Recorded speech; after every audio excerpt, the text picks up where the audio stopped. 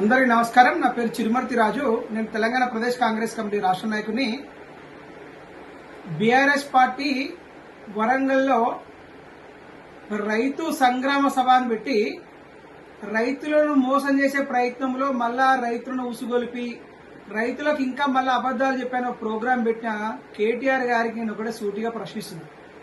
కేటీఆర్ గారు ఒకటి గుర్తుపెట్టుకో, నువ్వు రాహుల్ గాంధీ గురించి కానీ మా ముఖ్యమంత్రి రేవంత్ రెడ్డి గురించి మాట్లాడితే ఖబర్దారని సందర్భంగా తెలియజేస్తూ, గత 10 సంవత్సరాలు మీరు చేసిన మోసాలు, మీరు చేసిన అవినీతి, మీ కుటుంబంలో నువ్వు గాని, మీ అయ్యా, మీ చెల్లె, మీ సంతోష్రావు, మీ హరీష్ రావు చేసిన మోసాలు మిమ్మల్ని ప్రజలు గ్రహించి, మీరు చేసిన అవినీతిని గ్రహించి మిమ్మల్ని బొందబెట్టి పక్కబడేసిరు. ఒకరు ఫామ్ హౌస్ లో పడుకున్నారు.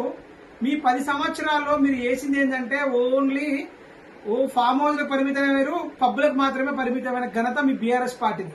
ఒకటి గుర్తుపెట్టుకో కేటీఆర్, ఈ రోజు రేవంత్ రెడ్డి మీద దిగే వరకు పోరాటం చేయాలి అది ఇదని మాట్లాడుతున్న కేటీఆర్, గత 10 సంవత్సరాలు మీరు ఇచ్చిన హామీలన్నీ గంగలో కలిపేసి మోసం చేసి సొంత స్వలాభం కోసం, మీ కుటుంబం కోసమే మీరు బ్రతికిన ఘనత మీ పార్టీది, మీది.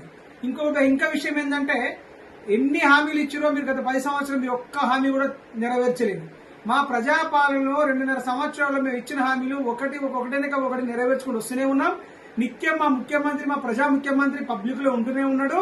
మీరు అది జీర్ణించుకోలేక నెక్స్ట్ ఎలక్షన్స్ కూడా మా కాంగ్రెస్ పార్టీ గెలుస్తుందని మీరు వాళ్ళను పక్కదారి పడితే ప్రయత్నంలో ముందంజలో ఉన్నారని సందర్భంగా తెలియజేస్తూ, కేటీఆర్ మళ్ళీ కూడా చెప్తున్నా, గుర్తుపెట్టుకో, మీ బీఆర్ఎస్ పార్టీ ఒక దండుపాలెం బ్యాచ్. ఎన్ని అవినీతులు చేసిరో తెలంగాణ రాష్ట్ర ప్రజలందరికీ తెలుసు. సిగ్గు లేకుండా ఇష్టం ఉన్నట్టు నోరుందని నువ్వు నోటికొచ్చినట్టు మాట్లాడుతున్నావు. మీకన్నా ఎక్కువ కూడా మేము మాట్లాడుతాం, గుర్తుపెట్టుకో కేటీఆర్.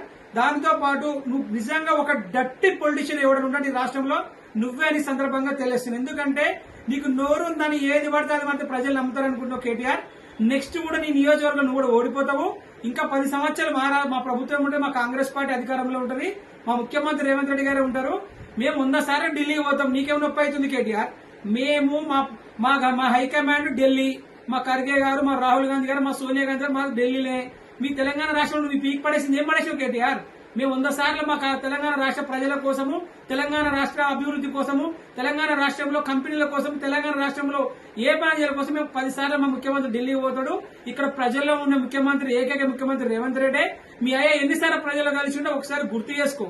ఇష్టం ఉన్నట్టు నోరుందని సభలు పెట్టి మాట్లాడితే మీకన్నా ఎక్కువ గలీజ్ గా మాట్లాడే నైజం మాది కూడా. కానీ మా కాంగ్రెస్ పార్టీ చేసే ప్రజాపాలనలో, ప్రజాప్రభుత్వంలో ప్రజలు సుఖ సంతోషాలతో సుభిక్షంగా ఉన్నారు కాబట్టి మేము కూడా సంతోషంగా ఉన్నాం.